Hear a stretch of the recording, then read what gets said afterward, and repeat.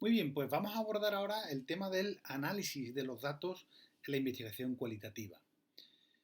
Existen muchas formas de hacer el análisis de los datos que se recogen del trabajo de campo, de la investigación cualitativa, pero bueno, yo me quiero centrar aquí en una de las opciones metodológicas que, digamos, más interesantes resultan en ese proceso de análisis e interpretación de datos, que es la teoría fundamentada o grounded theory. Es una teoría que bueno, elaboraron en el año 1967 Glasser y Strauss, que bueno, básicamente lo que trata es de desarrollar una teoría basándose en una recolección y un análisis sistemático de los datos empíricos que se recogen en el campo. No partiendo de ninguna teoría, de ninguna hipótesis inicial, como es propio en la investigación cualitativa. Y bueno, pues básicamente va a utilizar un conjunto de métodos que se aplican sistemáticamente para generar una teoría inductiva, ¿vale? Sobre un área concreta que queramos investigar. Al final, bueno, pues el producto final es una formulación teórica o un conjunto de hipótesis conceptuales sobre ese área sustantiva o ese área de estudio, de investigación que queremos trabajar. Básicamente, bueno, pues toma una relevancia grande en la teoría fundamentada el proceso de codificación que se realiza bueno, a través de la misma, ¿no? Que me va a permitir pues, identificar categorías y subcategorías en base a la cual bueno, pues, se van a enfocar, se van a centrar bueno, pues, los contenidos, la información que sacamos del trabajo de campo, como digo. ¿No? Es decir, es muy importante que tengamos presente, bueno, pues, bueno, cuáles son, digamos, los aspectos más importantes que surge de las entrevistas o del análisis observacional que podemos hacer a través de herramientas como el diario de campo, las notas de campo, etcétera, etcétera, ¿no? O la propia entrevista cualitativa en este caso.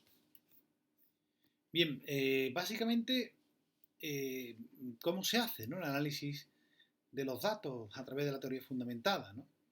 Pues aquí aparecen términos muy habituales dentro de la teoría fundamentada, como son las preguntas generativas, que van a ir buscando la relación entre los conceptos, el propio muestreo teórico, que es la forma que tiene la teoría fundamentada de seleccionar los individuos que vamos a analizar, que vamos a entrevistar, sobre los que vamos a recuperar o recopilar información. Y bueno, conceptos como la saturación teórica, ¿no? Como, digamos, el límite del muestreo. ¿Cuándo paro de incorporar personas a la muestra? Pues cuando se produce esa saturación teórica, cuando no se producen nuevos hallazgos, por más individuos que incorporemos. De cualquier modo, el proceso de análisis que utiliza bueno, pues la teoría fundamentada es la codificación teórica. En la codificación teórica, la interpretación es, digamos, la piedra angular en la que bueno, tenemos que basarnos para ir decidiendo qué datos se van a analizar con más profundidad, qué datos se van a ir codificando según los distintos procedimientos, que en el caso de esta codificación teórica pues tiene tres partes. La primera es la codificación abierta, posteriormente la codificación axial y por último la codificación selectiva. Eh, digamos que todos estos tres procedimientos de codificación no los debemos ver como partes independientes o como procedimientos diferenciados, sino como maneras distintas de manejar el material textual, ¿no? Que sucede o que sale de las entrevistas o del diario de campo, ¿no? Entonces, nos podemos mover de una codificación a otra o incluso combinarlas si es necesario, desde la codificación abierta, la codificación axial o la selectiva. Entonces, pues toma una relevancia suprema el concepto de comparación constante, ¿vale? Y que podamos ir asignando códigos al material empírico, es decir, a los textos que surgen de las entrevistas, que surgen del diario. Por tanto, es muy importante, bueno, pues tener presente, bueno, qué conceptos, qué incidentes, es decir, un incidente es la porción de contenido que el investigador va a separar porque, bueno, pues considera que es un tema o que aparece ahí un tema o que aparece alguna palabra que es trascendente o que es clave para el objeto de estudio, para la temática de investigación, ¿no? La primera de esas fases, como digo, es la codificación abierta. ¿Por qué abierta? Pues porque, digamos, lo primero que hacemos es abrir el texto, ¿vale?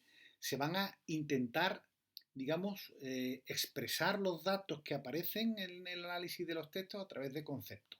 Entonces, ¿qué hace el investigador en esta fase? Pues diseccionar, analizar, fragmentar, segmentar, en definitiva, desenmarañar los datos que tiene el texto que sale de las entrevistas, ¿no? Y bueno, se van a empezar a enumerar categorías emergentes, es decir, categorías que van saliendo del propio análisis, ese primer análisis de la codificación abierta. Y nos tenemos que plantear lo siguiente, ¿no? En esa primera fase de codificación abierta. ¿De qué habla el texto? Es decir, ¿de qué habla esa entrevista, ¿no? La transcripción de esa entrevista. ¿Qué es lo que sucede en él mismo? ¿Qué concepto sugiere cada sección textual, cada parte del texto? ¿Y qué fenómeno o qué cuestión se está mencionando ahí, ¿no? Lo que nos va a permitir esa codificación abierta es saber por qué derroteros va a correr la investigación, incluso antes de que llegue a centrarse en un problema concreto. Por tanto, se van a ir codificando los datos, las cuestiones, las ideas en categorías que, como digo, van surgiendo, ¿no? También pues, podrán surgir, digamos, bueno, pues memorandos o ideas que nos vienen a la cabeza durante el análisis o durante la lectura. Es decir, anotaciones de esas ideas que surgen sobre esa teoría, ¿no? Fundamentada en datos empíricos. ¿De acuerdo? ¿Cuál es el final o cuál es el producto de la codificación abierta? Pues una lista de códigos y de categorías que se van a asignar al texto de las entrevistas o al texto del diario de campo. La siguiente fase es la codificación axial. Eso supone pues filtrar las distintas categorías que han surgido en la primera fase de codificación abierta y bueno, pues se va a reorganizar la información creando pues, nuevas relaciones entre conceptos y bueno, de esas categorías primeras que surgieron en la primera parte del análisis, pues se van a ir seleccionando aquellas que parecen más relevantes o más interesantes para, bueno, abundar más profundamente en ellas, ¿no? Enriqueciéndolas, por ejemplo, con más citas del texto, de análisis, pasajes de las entrevistas. Básicamente, bueno, pues aquí bueno, pues se van a tratar, digamos, las distintas cuestiones, digamos, que van a ir surgiendo de un modo más crucial o más axial, ¿no? Es decir, se llama axial pues porque van a ser categorías centrales sobre las cuales van a ir pendiendo o colgando las distintas subcategorías que, bueno, vamos a estar sometiendo continuamente a preguntas y análisis. En definitiva, la codificación axial es el proceso de relacionar subcategorías con una categoría central o con unas categorías centrales. Es un proceso, digamos, complejo en tanto en cuanto es pensamiento inductivo y deductivo, porque surge de los datos, ¿no? Que va a implicar pues, varios pasos, ¿no? Por último, estaría la codificación selectiva, ¿no? Básicamente consiste en seleccionar una única categoría central en torno a la cual se van a organizar, se van a integrar, se van a agrupar el resto de categorías.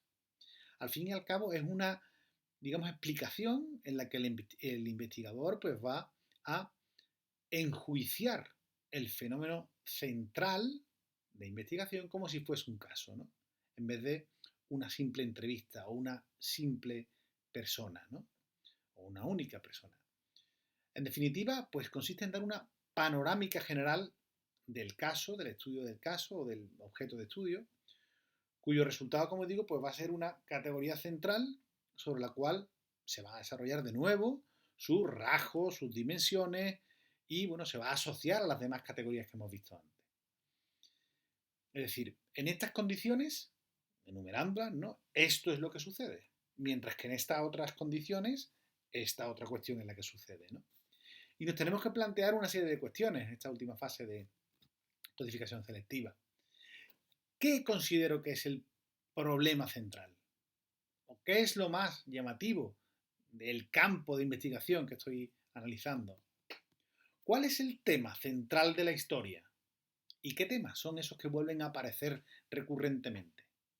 También, bueno, podemos elaborar en esta última fase lo que se denomina una matriz condicional. Al fin y al cabo es un mecanismo analítico que ayuda, que va a estimular el pensamiento del investigador sobre las distintas relaciones y consecuencias que se van a dar, ¿no? Al fin y al cabo, pues es un mecanismo de codificación que ayuda a tener presente varios puntos analíticos y además, bueno, de un modo pues visual, más intuitivo. Finalmente, pues se concluye con una formulación de una teoría formal que se desarrolla con más detalle y que se comprueba nuevamente frente a los datos que hemos sacado del análisis. El proceso pues finaliza cuando se llega a ese punto de saturación teórica que hemos dicho al principio. Por tanto, bueno, en la investigación pues se desarrolla una teoría formal sobre el objeto de estudio, sustentándolo en procedimientos de los que hemos estado comentando, ¿no? Es decir, vamos a desarrollar una teoría sobre el objeto de estudio basándonos en los datos empíricos que hemos obtenido de las entrevistas, de los trabajos de campo, etcétera, etcétera, analizándolos, categorizándolos y estableciendo relaciones entre las distintas categorías y desarrollando una teoría concreta sobre la cuestión.